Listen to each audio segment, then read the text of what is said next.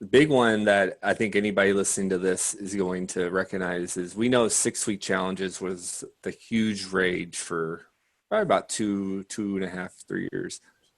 And so you had these gyms in different markets running that play, right? I ran that play since 2014. That's when I first kind of discovered that.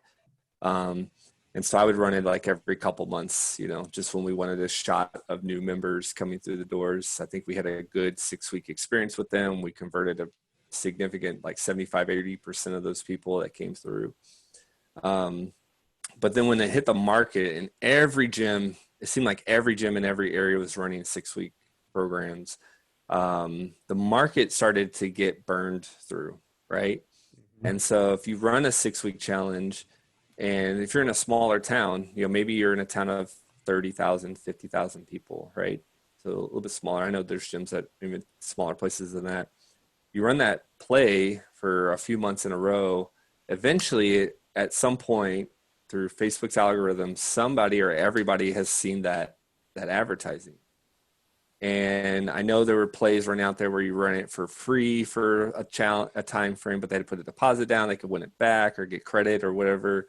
But people didn't have the greatest experience, or when they finished that 6 weeks and you said, "Hey, I'm going to give you your money back or give you a credit," and then that experience went really bad, your market was burned. Those people were burned. And guess what? In a small town, a couple people get burned. That stuff gets on social media, gets in different social circles, and they never want to do business. I had a guy.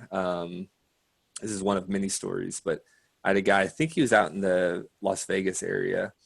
He had went from like, I think it was like less than 75 members to having over 400 active members in this gym, all paying at least $175 a month. So pretty good revenue there. Do the math. Um, and he was doing great. He did great. He did great like that for like a year.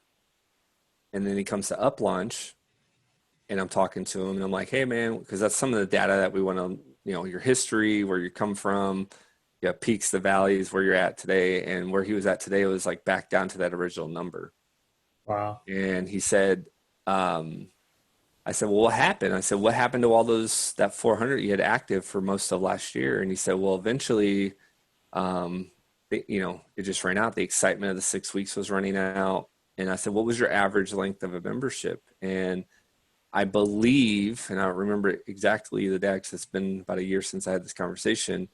Um, when he was at his peak and he's had all those members, he's making all this money. People were going to stick around for 2 or 3 months.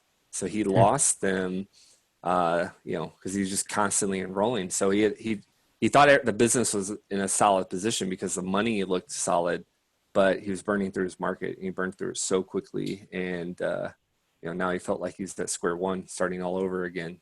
And that's exhausting as a business owner, especially as a small business owner, you Yeah. know. Even when it's going well, it's exhausting. Even if you, in theory, could keep the 400, but you just always have an influx to fill what's leaving. That alone is just exhausting and that much turnover. It's exhausting on you as an owner. It's exhausting on your staff who's trying to build meaningful connections and build lasting change. It makes it really hard to develop and hold on to professional coaches because they're not just there to deliver a single good class. They're invested in that person. And if they invest in someone and 3 months later that person's gone, it's really tough to keep those coaches. And it's a very whatever the opposite of holistic is, it's a very unholistic way to run a business because it's all sort of just relying on that one thing, which is that influx of leads, and there's no foundation that's feeding itself. If you enjoyed this episode and are intrigued by Uplaunch, you want to learn more, head over to sevenfigurebox.com/uplaunch. Again, that's sevenfigurebox.com/uplaunch to book a free demo with them.